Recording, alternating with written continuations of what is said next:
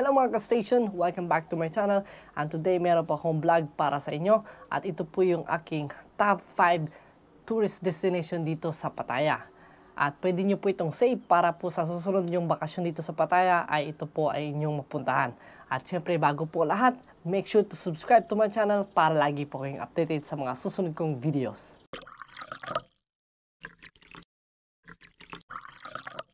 Marami pong tourist destination dito sa Pattaya at ito po yung aking top 5 favorite na pwede nyo pong mapuntahan dito at may share ko po sa inyo. This is my top 5 tourist destination here in Pattaya. Ito po yung Big Buddha. So, syempre po, pag pupunta kayo ng Thailand, syempre hindi po mawawala ang Buddha or temple experience nyo po. No? Kailangan nyo pong puntahan itong mga temple at mga beautiful Buddha. No? So, ito po ay located sa Pratamnak Hill. So, napakadali lang po nitong tuntunin, no? So, kahit sinong taxi driver dito ay alam po yung Big Buddha. At, syempre guys, bago po kayo pumunta ng mga temple o mga Buddha guys, make sure po na kayo po ay nakadesente panonood, no? Kasi, hindi po nila ina-allowed na kayo ay pumasok doon sa temple or sa mga Buddha pag hindi po kayo nakadesente. So, be aware lang po, no? At pag pupunta po kayo doon, guys, meron po kayong makikitang different kind of Buddha, no? Kasi meron po silang from Monday to Sunday. So, meron po silang iba't ibang meaning nun. So, yung from Monday, yun po yung kung kailan ka pinanganak. So, pinanganak po ako ng Tuesday. So, every time na pag kami ay bumibisit doon ng aking family, ay ako po ay nagdarasal doon sa Tuesday. So, alamin nyo lang po kung anong araw kayo pinanganak, tapos punta kayo doon, tapos doon po kayo magdadasal. At meron din po sila doon parang yung hinahagis mo yung coins na mag-wish ka, tapos meron din po sila doon mga accessories na pwede nyo pong bilhin, mga necklace, mga bracelets, mga keychain, at pwede din po kayong magbigay ng donation doon kasi tumatanggap po ng donations, no? So, kahit magkano lang po yung bigay nyo, hindi naman po sila ng donation na malaki, ganyan. Depende po sa inyo yun kung magkano po yung ilalagay nyo doon meron silang box doon na ilalagay nyo po yung pera, no? Kung ikaw ay nagta-travel at budget friendly ang hanap mo, ito po ay swak na swak sa inyo dahil free entrance fee po sila, no? Wala po kayong babayaran. At meron din po akong vlog doon guys na doon sa Buddha na yon at ilalagay ko po yung link dyan sa baba para mapanood nyo po at makapagplano po kayo kung ano pong gagawin nyo doon sa Big Buddha. This is my top 4, Buddha Mountain. Ito po ang imahe ng Buddha na inukit sa limestone hill at nilagyan ng gold leaf. Isa po ito sa pinakamalaking image ng Buddha sa buong mundo at ito po ay located sa Khao Chi Chan na Jamtien. At isa po ito sa pinakakilalang landmark dito sa Thailand. So, napakaganda po ng lugar ito guys kasi lalo na po kung mahilig po kayo sa pictorial at siyempre dapat may dala po kayong payong kasi usually po guys ay nagbubukas po sila ng starting from 10 AM, no? So, the best na time na pupunta po kayo doon guys ay pupunta po kayo ng hapon. Mga 3:30 or 4 PM po, no? Kasi sa gilid nung Buddha Mountain, meron din po sila doong sunflowers, no?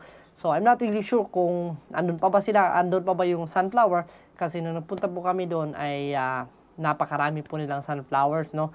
At free entrance fee po ito, no? Wala po kayong mabayaran na entrance. Meron na po sila doon para silang box na magdodonate kayo kung magkano po yung ilalagay nyo doon sa box na yun.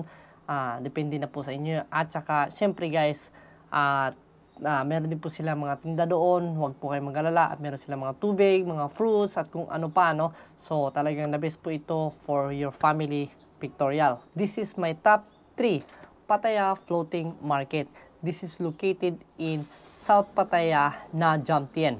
Sa Pattaya Floating Market po ay meron po silang entrance fee na 169 to 650 baht at depende po yun sa inyong activities and package. So, recommendable ko po siyang pumunta kayo doon sa Pattaya Floating Market guys kasi marami po kayong activities na magagawa doon.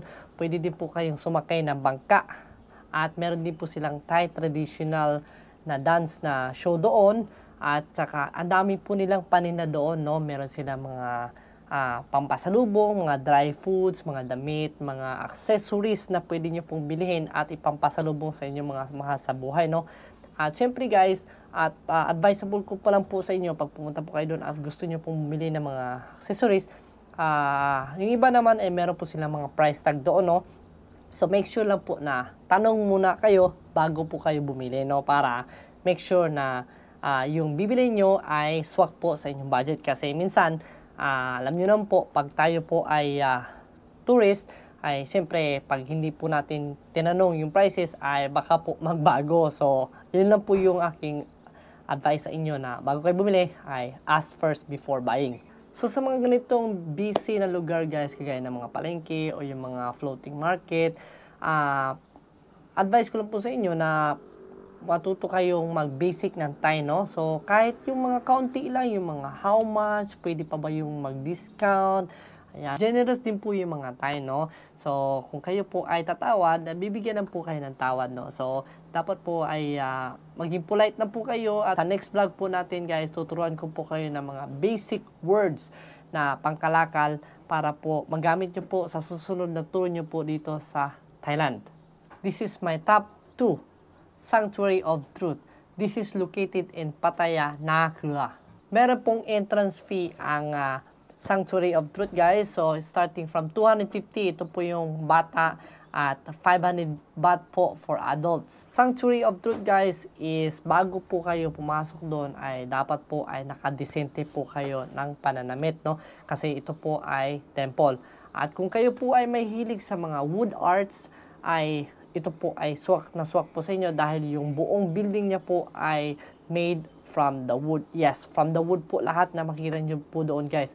At ito po ay by the beach. So napakaganda po talaga for pictorial, no?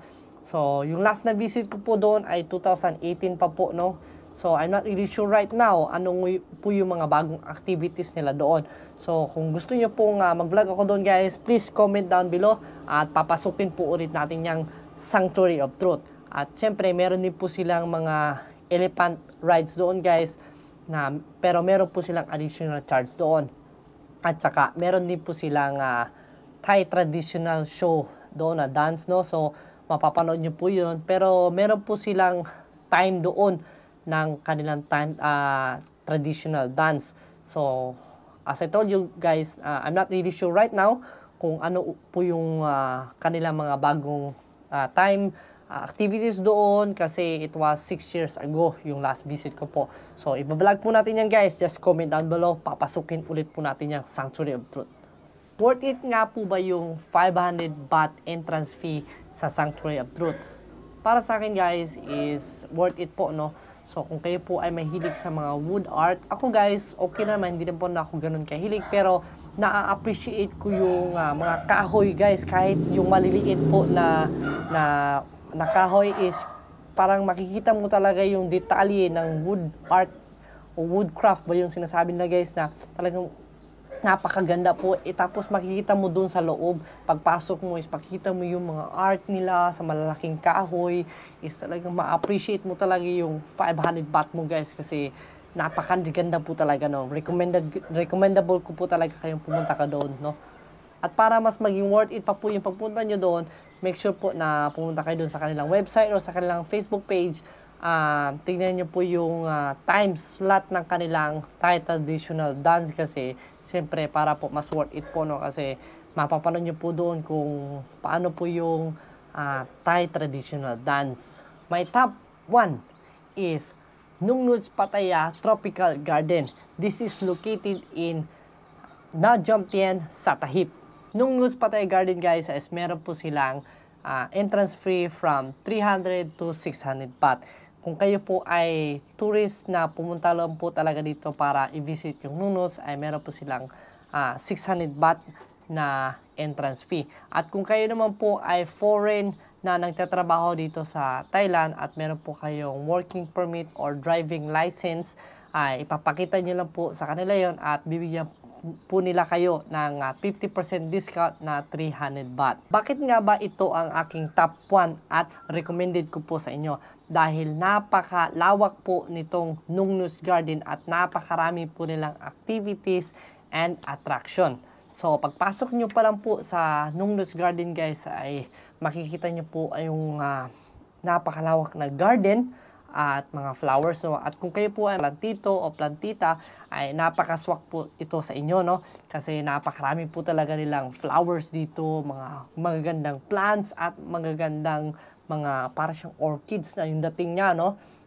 Tapos, syempre, at kung meron po kayong kasamang family, mga bata, ay dapat nyo pong puntahan is yung Dinosaur Valley kasi napakalaki at napakaganda po ng kanilang mga dinosaur na para siyang semento guys, no? Hindi ko alam kung paano nila ginawa yun, pero worth it po talaga ito sa mga bata at hindi lang po sa bata guys, pati na din po sa ating mga lolo, lola at kanino pa man guys. Swak na swak po ito at saka meron din po ditong mga temple at so parang iisang lugar lang siya guys na all in one.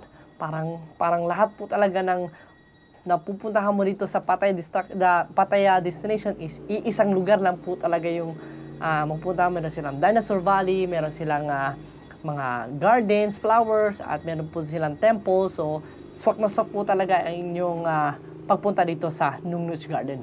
So, hindi lang po yun guys, meron din po silang car garden. Car garden. Sounds weird, right? So, ito po yung mga exotic cars. So, ito po yung makikita mo na mga napakagandang mga sasakyan na hindi nyo pa nakikita. So, meron po silang dalawang station. So, yung unang station ng car garden is, pagpasok mo doon is, ito po yung mga sports car, saka napakagandang mga kotse na talagang hindi mo alam kung ano, spaceship ba yung sasakyan na yun. Tapos, dun sa pangalawa naman po na car garden station is ito po yung mga truck, exotic, yung mga malaki, para siyang bumblebee, yung dating niya, para siyang transformer. So, yun po yung sa pangalawang station ng car garden, no? At saka, meron din po sila mga elephants dito, guys. Pwede kayong mag-feed ng elephants, mag-ride, at saka, syempre, meron din po silang show ng elephants. O, di ba? Swak na swak po talaga yung pagpunta nyo dito sa Nungnos Garden. At kung kayo naman po ay nagutom, don't worry guys, meron po silang food court doon, no? So, napakarami po nilang choices ng pagkain doon. Meron silang mga Thai food at kung ano pa, no? At siyempre, meron din po silang mga coffee shop doon. Kung gusto po nyo po magpalamig, meron silang mga beverage doon. Kung kayo po ay mahilig sa mga fruit shake, meron din po sila doon. Mga coconut, yan, meron din po sila doon. Sa Pinoy guys, so siyempre, hindi po mawawala sa atin yung pagbili ng mga souvenirs at pampasalubong sa ating mga masabuhay. So, upon exit, makikita nyo po itong souvenir shop dito sa Nungnos Garden. So, marami po kayong mabibili pang souvenirs at pampasalubong sa inyong mga masabuhay. So, enjoy shopping! So, ito po yung aking top 5 personal tourist attraction dito sa Pattaya, Thailand. So, marami din pong tourist attraction dito sa Pattaya na magkakadikit lang po. At kung ang plano nyo po ay mag-travel lang po kayo for a day dito sa Pattaya at balik na po kayo agad ng Bangkok, ay sa susunod po nating vlog ay gagawan ko po kayo ng itinerary for a day para po masave po inyong pag-travel at makabalik po kagad kayo ng Bangkok. At syempre guys, kung nagpunta kayo dito sa Pattaya ng Sunday at free po ako at wala po akong activities na gagawin, ay pwede ko po kayong samahan para po ma-enjoy at makasave po kayo pagpunta nyo po dito sa Pattaya. At message nyo lang po ko doon sa aking Facebook page na Joel Station guys. At don't forget to follow too para po lagi po kayo updated doon sa aking page, no? At sana po nakatulong po itong aking video for today. At sana ma-save nyo po ito para po sa susunod nyo po mag-travel dito sa Pattaya. At don't forget to like and share and subscribe to my channel and para lagi po kayong updated. So, hanggang dito na lang po ako and see you again on my next vlog. Bye-bye guys. Sawadee krap.